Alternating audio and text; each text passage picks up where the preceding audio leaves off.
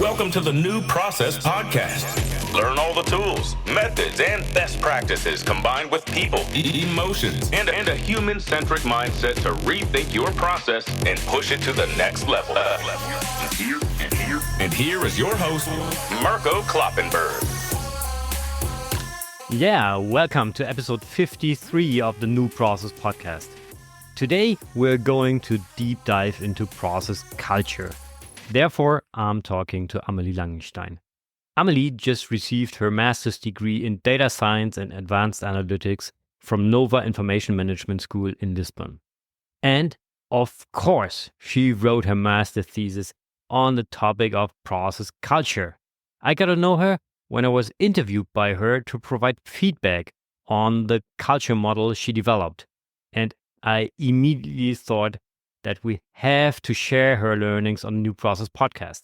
So, in this episode, you will learn what a process or BPM culture is, how process culture influences the success of BPM, and what to do to create a good process culture, a culture that contributes to the success of BPM.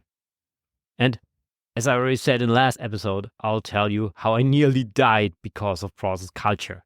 So, enjoy the interview with Amelie. And now, let's start to rethink processes. Yeah, welcome to the New Process Podcast, Amelie. It's great to have you here to deep dive into the topic of BPM culture to learn more about this. So, welcome, Amelie. Yeah, hi, Mirko. Thank you for having me. Yeah, and as I said, we changed the structure a bit, and we are going to start with my favorite question. So how would you describe your relationship to processes? So I would say we are like good old friends. Processes help me in difficult times to get back on top of things and to maneuver my way through, difficult areas. And I think it's important to listen to them. And in case you don't, you might get in trouble. So I think processes can be very, very helpful too. Okay, when was the first time that you realized, wow, processes exist in a good or in a bad way? But when was the first time that you realized this is a process or processes are there? I think it was in my first job that I had an intersection role between sales, marketing, and consulting. So I had a lot of tasks that were needed handovers, and we communicated a lot just by walking in the other office and talking about that something is done, and then the other person starts working on it, or communicated by email. And then, I don't know, somebody dropped the word of process, and I was like, yeah, this is all kind of a process, and we also defined it like a process, but it was not common that they were modeled or documented in a process model, but just like in a Word document. And this is how I was taught my job. So I just received a list of every task I had to do.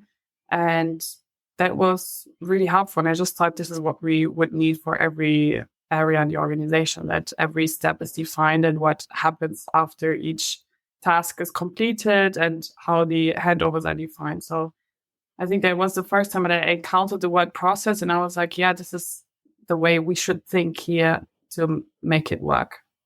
Yeah, that's pretty cool. And then fast forward, you decided to write your master thesis about the topic of BPM culture, just as the headline or the overview. And I'm sure you will tell us the exact headline of your master thesis later on. But can you briefly describe what BPM culture is and why it's important just from your perspective?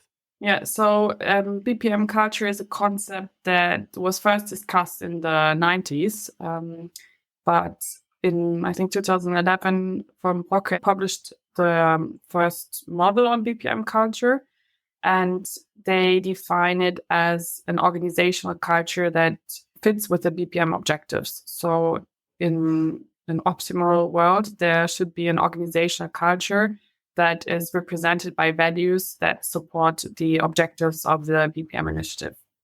So this is the term BPM culture. And I think it is important because if the culture in an organization doesn't fit with the objectives of the BPM initiatives, it is pretty likely that it will fail. So it is very important to consider what culture is present in the organization and to also take measures to either improve that culture or at least address the present culture to successfully implement BPM. Because if you don't consider the people that work on the processes, the people that work in the organization, it is hard to have a long-term success with BPM. Okay. And what the hell inspired you to write your master thesis on this topic? So I had this first glance at processes in my first job, and I also juggled a lot with data. But mainly in Excel. And I found that I had a lack of skills in that area. So I started the master degree in data science. And on one side, I learned quite a few things in programming, but we also had one class in BPM. And for me, this was a more straightforward subject and something that was more related to my interest in structuring work and finding a good and lean way to work. And the cultural aspect is something that came up in discussing the topic with my supervisor, where we talked about different subjects on critical success factors of BPM. And there is a lot of research on BPM success factors, but recently there has been a lot of discussions on the impact of culture on BPM.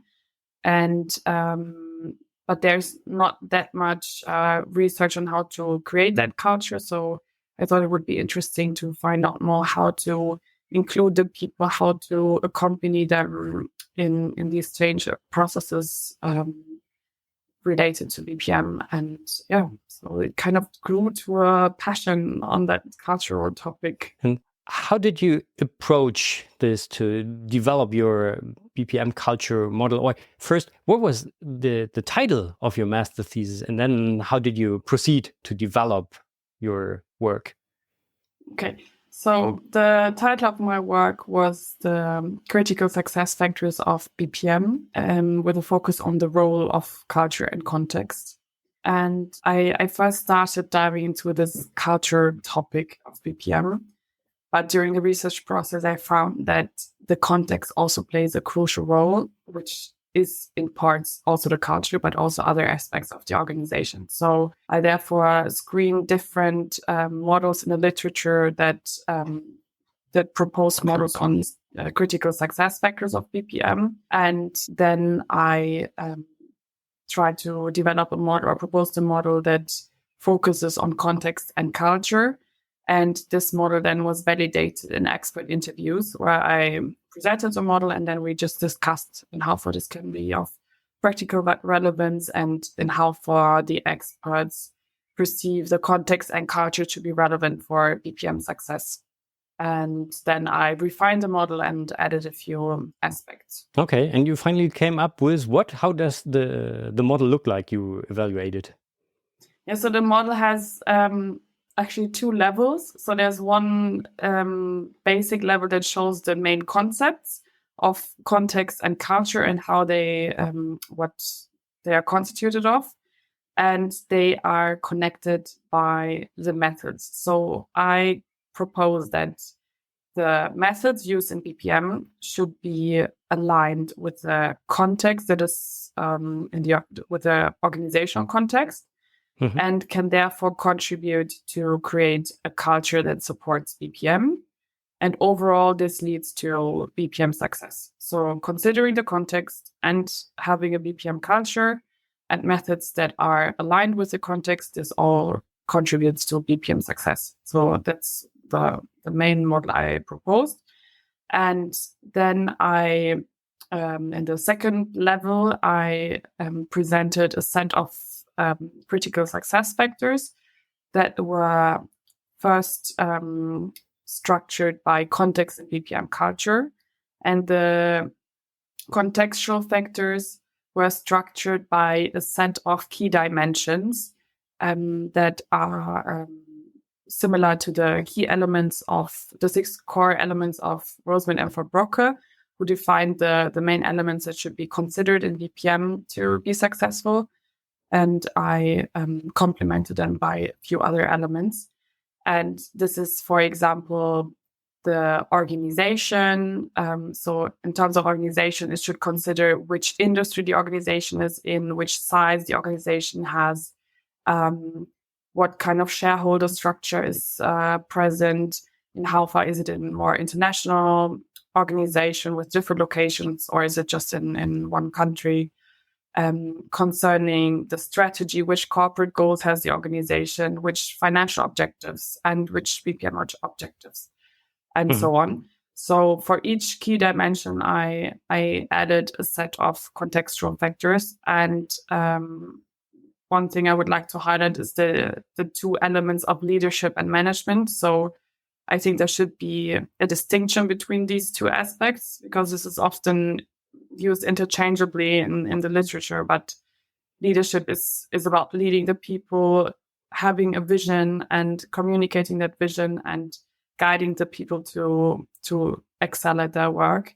And management is more about the planning, governance, and control, which is both important, but it should be distinguished.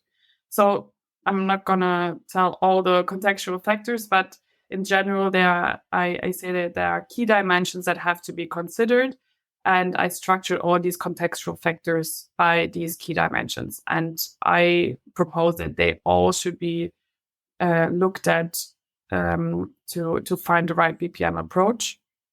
And concerning the BPM culture, I try to define which is the optimal culture for BPM.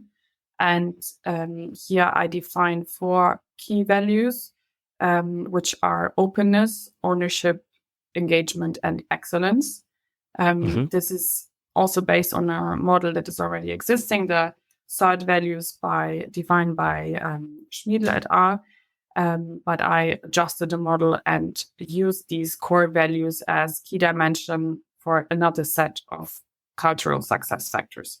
So concerning the openness, to create openness in an organization is important for everything related to BPM, but also other transformational actions that involve change. And to create that openness, it is, for example, important to have a failure culture where people openly report failures without being afraid of getting sanctions, to have a certain transparency in the organization, that employees have a trust in the organization to be open for new things, and also to enhance the readiness to change of people. So BPM usually involves change, and one big issue is that there's a lot of resistance to that change, because people in general face a lot of changes today, not only related to BPM, not only in the work environment, but also in the general life. So every action in an organization that imposes change on people can be threatening. So it's really important to address this resistance to change and make people ready for it, which can be with either motivating them and coaching them just for their motivation, but also providing certain skills and training to be able to adapt. And for ownership, this is important that people initiate this change that is necessary, because people working on the process are the ones that actually know what should be changed, or what issues there are, what frictions in the process. So you need people to take the responsibility to improve their own work area or task area. And you can't just have one person on top to initiate that change. So that ownership is very important. And concerning the engagement, so if you have people engaged in the organization, who identify with the organization, who want to go the extra mile, who feel like, okay, I want to do a good job here because I feel like there's a good purpose in this, then you have a much better performance in the organization, also adoption of BPM. And for that, it's very important to involve people from a very early stage on in the whole process of process management, and also take this feedback and also include it. So not only listen to it, but actually, work on that feedback. to have them participate in this whole process, because then it's not a change that is just imposed on them, but they feel like being part of it, and then they have a completely different approach and attitude towards this change. So I think this is very important. And concerning the excellence part, BPM is trying to achieve efficient and effective business processes. So this involves also a continuous improvement of processes. And to have that excellence, it's important that there's this ongoing process of improvement. It's not a static thing. And also, this requires people to have the opportunity to continuously learn and improve their own skills, because new tools come. Also, with the whole digitalization, people may struggle to keep up with that, and depending on the industry, people have to deal with like software changes or tools changes in a very frequent way. So it's important to provide people with learning. So these were just some highlights of the model. The rest you can read in the thesis if you want. But yeah, it would be too long to present all of them. But yeah, there was a wrap up of the model. Okay. Yeah, that's super interesting. And a lot of the factors you just mentioned are also part of new process approach. So that's great to hear that from a research perspective, what I'm doing with new process somehow makes sense. Yeah. Yeah. And to be honest, I did a lot of research in the past. So we worked together with University of Bamberg and also with University of Liechtenstein. So I was part of, as I already said to you before, not in this interview, I think, so far, that I was part of the group who developed this BPM culture topic. I'm not sure when it was, 2010, 11, something like that in Liechtenstein. And I think I already told the story that I nearly died after that workshop when we went downhill. Okay, but that's another story. So that's super cool to hear. And what do you think? What are the biggest challenges in developing a strong BPM culture in an organization? I think, first of all, the approach to try to create a culture or change a culture is quite difficult, I think, because it's like, I mean, it's not like a mood in the organization, because culture is something that develops in the long run.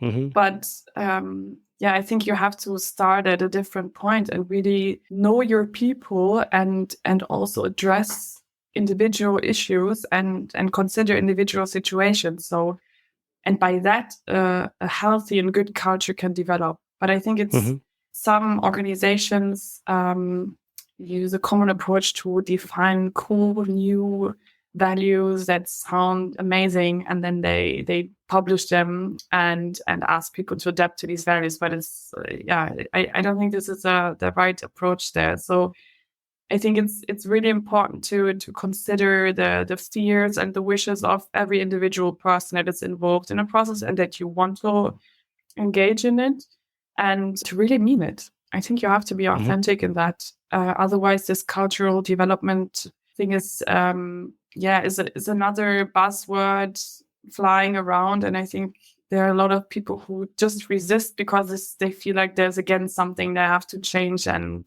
so I think it's first of all a challenge to how to develop this culture.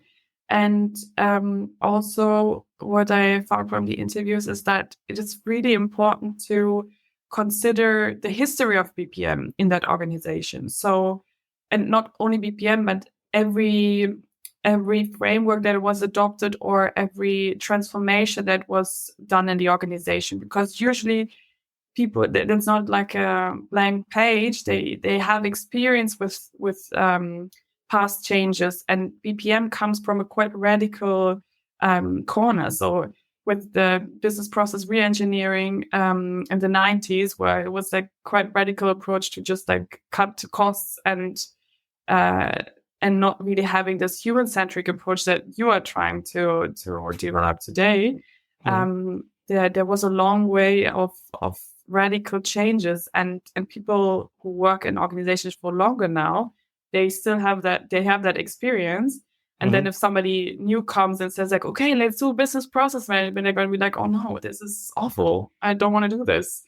So I think it's really important to consider this history and also the experience of every person with changes. If the person only had really good experiences with change because there was a good change manager and involved people in the change, they might be okay, nice, let's try something new. But yeah, it really depends on the experience. So I think this is a big challenge.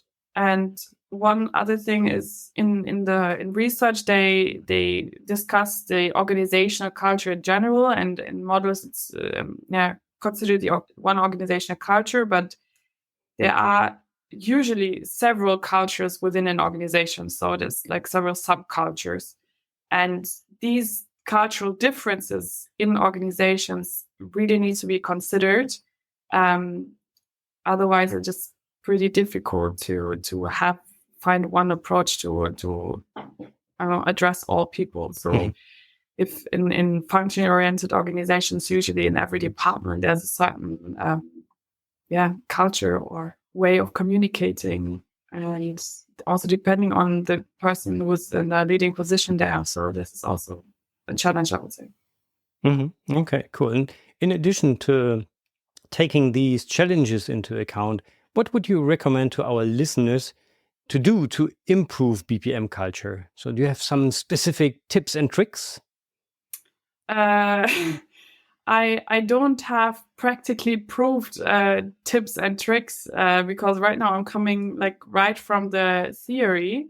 But I think it's at the end not it's not a very complex thing to do. It's just like if you're human, if you're authentic, and if you're trying to listen to the person that you're trying to convince of something, then it's the best way to proceed, I think. And this especially applies to leaders. So I can imagine to be in a leadership position in an organization and lead people, but maybe not everyone wants to lead. Maybe some people want to have guidance and want to be led by a good leadership person.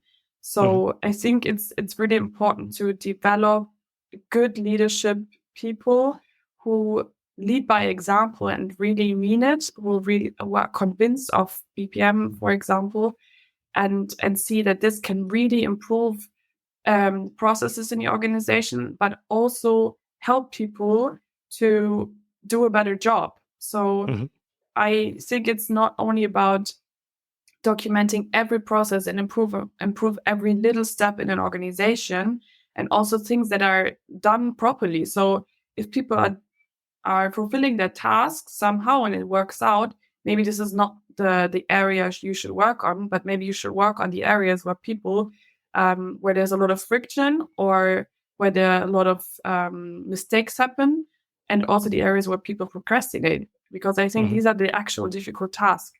And I'm talking out of personal experience. I'm a master procrastinator, and it's usually with the things where I don't know how to solve them. And I think at this point, processes can really help to understand step by step how you should proceed.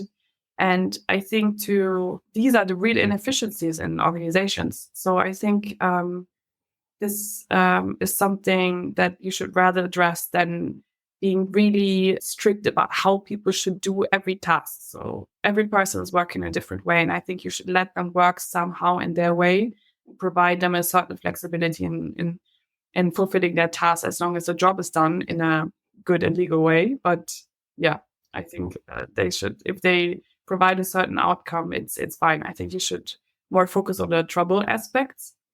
And one last thing is, I read a lot of papers from BPM and touched areas of change management and other areas. But I think with BPM and every other management approach or transformation approach in an organization, it's really important to include psychological aspects and to have people in the organization who have a certain knowledge about that. And I was very impressed by the presentation of Leona in the New Process conference. Yeah. because she put it so simple with the basic needs that should be fulfilled for every person. And if they are not fulfilled, then it is clear that in the long run, they are not happy with the job and they don't perform well.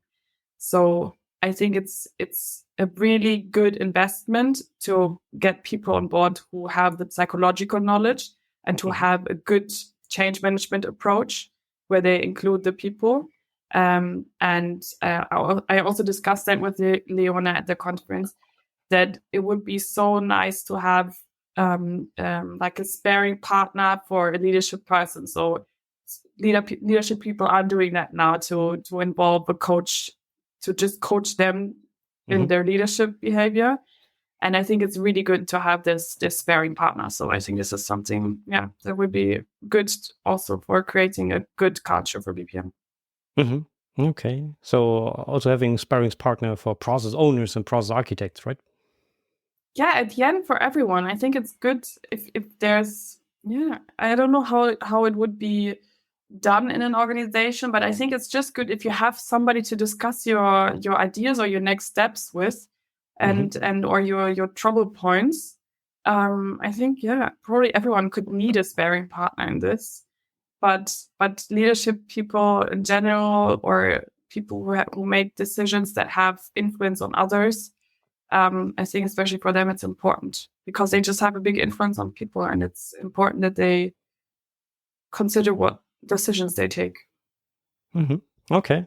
Yeah, great that you mentioned Leona's presentation at the New Process Conference, because this might be a follow-up deep dive topic to invite Leona again and to talk about the content of her presentation at the conference, because that was something a bit different compared to what we talked about in the episode before when we talked about managing across different organizations, different generations. So that could be super interesting also as a follow-up to what we discussed today here. That's cool. Applying your overall experience to rethinking processes, what are your top 3 recommendations to get to a more human-centric BPM approach and to inspire people for processes? As I mentioned before, I think it's really important to involve the people in the whole process of process management as early as possible. And to also expect some good new insights from them. So it shouldn't only be like okay, let's do this because we have to do this. I think people can expect a lot from the people working on the process. So there's probably a lot of interesting insights. So it's very helpful probably, and also necessary to involve them. And I also mentioned to consider the individual situation of a person, and this also concerns the psychological safety and well-being. So people might have a very stressful time in their personal life, but still they want to do a good job, but they might need more security or more feedback to just not be insecure in every area of their life. So I think it's important to have an open communication there, and also help in difficult situations to free up energy to move in new waters, and to even have the guts to do that. And I think one aspect, we were talking about the purpose as well at the conference, and how far we can try to tell people what the purpose of something is. But I think at the end, in general, processes just should be helpful for people, because otherwise it's probably difficult to make them be exciting about it, which is another level again. But it's, at least for me, it's like a manual how to do something that I don't know how to do in my mind. Because if I know how to do something, I know how to go to the toilet, but I wouldn't know how to install it, for example. And there it's really helpful to have a manual for that. And I'm really a big fan of reading IKEA manuals and really following step by step, because then the PAX closet will be standing for a long time. Others don't like to follow these manuals. So maybe it's also, personality thing, and just see, okay, I know where this goes, and let's see if it, sticks together. But I think it's really necessary to show that these processes can really help to also relieve a little bit the stress of this big task and to have little steps on how to fulfill the big task. And I think it's important to show how it can actually help, and it should actually help. So if the process just complicates things, it's not good. Yeah. Okay. I remember the story Michael Bugler told, I think at the conference about the IKEA instructions. Do you belong to the people? Yeah, that's the one I missed. Yeah. Right. You had your master thesis presentation. Yes. You had to defend your master thesis while we had Michael's presentation. That's true. But do you belong to the people who actually count the parts which are named in an IKEA instruction before you put everything together? Do you check if all the screws are there, or do you just start? Not at the beginning, but if I feel like in the middle of it, oh no, it could happen that something is missing, I have to do it right away, because I would be so frustrated to be at 90% of building up something, and then it's like, okay, now something is missing and I have to go to IKEA again. So if something seems weird, I have to count everything. Okay, that's very good, because he said there are two extremes. At the one end, the people just start building without reading the menu, and on the other extreme, you have people who count if all the parts are there, even all the screws which are necessary to build whatever you're going to build. And that was something a trainer told to the group in a training, and one of the participants looked and said, "What? Are you not counting all the screws before you're starting?" And so that's super interesting, depending on what type of person you are and so on. Yeah, and that's another aspect that is really interesting, because I didn't know he was talking about this IKEA menu, and what am I mentioning? The same thing. And if you would have asked for aisle or window seat, I would have had the same answer as Leona, where I thought it's such an individual answer, with this feeling weird that you have to wake up the person or climb over it if the person is sleeping. So I'd rather sit at the aisle seat. And this is, I think, generally the case, that you might feel so individual with your fears and expectations and the way you work, but there are a lot of things in common, and we're not that different. So I think it's pretty easy to find a relatable story like the IKEA manual or something else, where you can actually connect with people. And it's, I think it's not so complex as it seems sometimes. Okay. And maybe I should have asked you in a check-in, what do you prefer in an aircraft aisle or window seat? But now you answered that, even without asking. That's super cool. But to wrap it up, what is your key message to our listeners to rethink processes? I think it's important to take the time and probably the money, because it's more investment, to have a good approach to BPM that takes the time to involve the people, and that people should feel well in doing their job. Because I think at the end, and only if you want to consider it economically, if people feel well in their job and they are supported and they are able to work up to their full potential, they do a much better job.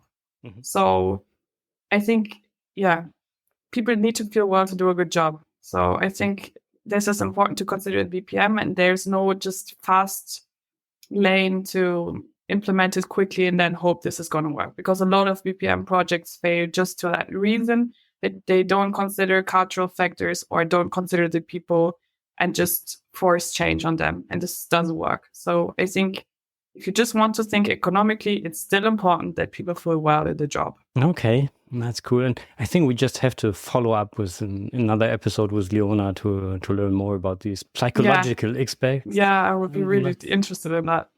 Absolutely. Yeah, that's cool. But today we are talking about your work, and where can our listeners learn more about your activities? Can they read your thesis, read the summary? Is it published somewhere? So where can they go to? The summary is still a work in progress, but it's my next step after this podcast. But so far I'm just on LinkedIn. I'm happy to connect with anyone who wants to discuss this topic and other topics of change management or anything that could be inspiring. The master thesis is so far in the university repository and it's available there. But I might just also add it to my LinkedIn profile, so it's available. And this is the only platform where I'm residing on. No other platform so far. So That's okay. So I'm going to put your LinkedIn profile or the link to your LinkedIn profile to the show notes. And which, I don't know, topic, method, tool, or expert would you recommend to me or to the New Process community to have a closer look at to get new ideas on how to rethink processes? So do you have a recommendation for it? Topic, method? Besides New Process Lab, which is like the website for that. Yeah. Which I was also very excited to find that there's somebody working on this topic so extensively. I think it depends on what area you want to cover. So concerning classical research models, I can also recommend to look at my thesis because there I summarize all these models. But I think, for example, concerning the leadership, I just love that video. I have to promote it. It's Leadership of a Dancing Guy. It's just a YouTube video, but it shows how much power it has if there is a leader who's actually showing, or he's just dancing and is just living it. And then one follower comes and there's this follower principle and then a whole movement starts. And I think it's really important for leaders to see that what they can do if they have a right movement. And concerning the culture, the organizational culture, there's the one famous framework that's the Competing Values Framework by Cameron and Quinn. I think I published it in late 80s. But later, Cameron and Quinn published a book, Diagnosing and Changing an Organizational Culture. And they also created an assessment tool for organizational cultures. And it's really interesting. It's a long book, but it's really interesting to read what kind of culture types exist, and depending on the culture type existing, what measures you have to take or how to address these cultures. So for anyone who wants to dive deeper in these culture aspects, this is really interesting. And concerning or what is related to my work, I wanted to elaborate more on recommendations and actions to take to create a BPM culture. But at some point there was no time to work on that more in my thesis, but there was at least one paper by Ali Baba, I hope this is how to pronounce it, who defined 9 success factors of BPM and then defined a lot of actions how to create that. So this was, I think the most practical approach to create successful BPM. So I think this could be linked as well, maybe in the show notes. But this was, I think, the most practical approach that was helpful. Yeah. Okay, that's cool. Yeah, definitely. We're going to put the links into the show notes. That's super cool. Okay, cool. Before we end this episode today, is there anything else you would like to share with our listeners? I think starting this BPM journey now and maybe change management, I felt like I might be a bit idealistic with some ideas, but at least at the New Process conference, I felt that there are people who are way longer in the industry and they are still idealistic and have the idea of like doing something right. So I think it's good to follow that and to find people that spark and that have ideas and that want to discuss new things. And I think this really helps to maneuver through this weird way of finding your path. And I really don't know where my path is leading, but I think it helps to stick to people that inspire you and to, discuss with them the topics that you like. That's cool. That's perfect. And how would you describe your First, it was your first podcast ever, right? How would you describe Yeah. your podcast experience in just 3 words?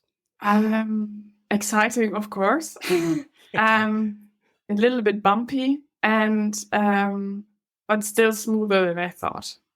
Okay. Yeah, I think it was quite smooth and interesting. So I really enjoyed it. I learned a lot, and I was really remembered of things. And I'm going to think about that and put some more thoughts into the recap afterwards. And maybe we can pick that up again. Maybe we can have a live session on New Process Pro in the future to elaborate more on BPM culture, and we'll see how this will work out. That's super interesting. So, Amelie, thank you so much for being my guest today, for sharing some insights into your master thesis. That was super interesting. Thank you very much. Have a great day. Yeah. Thank you for the invitation. Thank you. Bye-bye. Bye. Let's recap today's new process inspiration. Wow, I just love to learn more about process culture. So here comes my conclusion of the conversation with Amelie. As a core learning, I take with me that you have to consider the context and the culture of an organization or even a specific business process to be successful with BPM. Regarding the context, we have to think about aspects like the size of the company, the industry, the strategy, and also the history of BPM in the organization. When it comes to culture, I learned that there are some key values that have a positive impact on process culture. These values are openness, like having a good failure culture, having transparency, fostering trust, being curious and open-minded. Second, ownership. So let people initiate change and take on responsibility to improve their own processes. Yeah, that's super important. Then third one, engagement. People need to understand the purpose of processes and they have to be involved to be motivated. And the fourth one is excellence. So having an ongoing process of improvement established. That's what she told us. And I think all these 4 values are already part of the new process approach. Like we have them in the new process principles. Yeah, openness, for example. By trust the people working in and on the process is one principle. And the second one is to involve the people who are working in the process into the work on the process. And then engagement can be pushed by giving meaning to the processes, by developing a process purpose, which I talk a lot about. Yeah, I'm sorry for that. And then regarding excellence as a value that positively influences the process culture, we have the new process lifecycle as a blueprint of a process of process management that can be used to bring a new process approach to life. But what triggers me the most is ownership. Yeah, sure, we have the new process role concept with BPM roles such as process owner, process architect. For both, as an example, the respective role owners have to be inspired and trained so that they are enabled to live their roles, to take ownership for these roles. But in a broader sense, every single employee can take over ownership for processes. Yeah, feel responsible to execute processes the right way, to improve processes from time to time, and to inspire others for processes. This also reminds me of 2 tools I had in the podcast. The first is QWiki. The second one is ShiftX. Both support the idea that every single employee should be able to improve processes by suggesting process improvements, not just by feedback to the owner, but by designing the process changes on their own in the tool. Yeah, so the employees can really map processes on their own and suggest process changes. Actually, I wasn't really aware of the power of this approach because in my world, there has always been the role of the process modeler to map processes.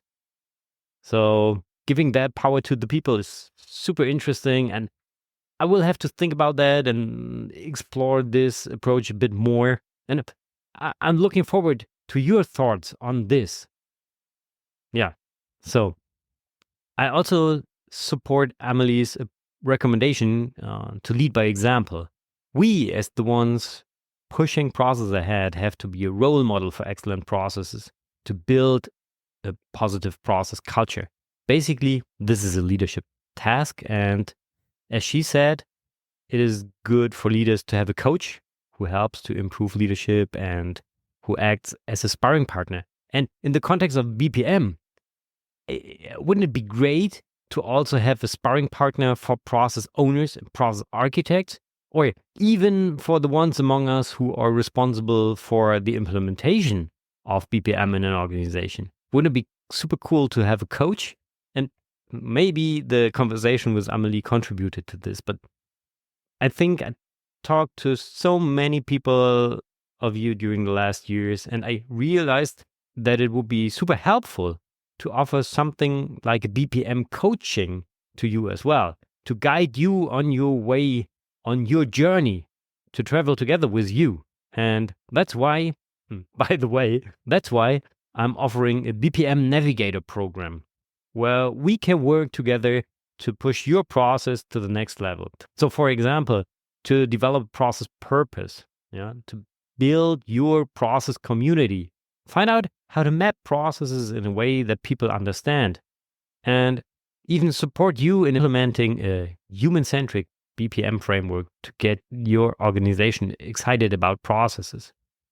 So the BPM Navigator program starts with an online session to really analyze where you are at the moment and to define the measures to get to the next level on your process journey.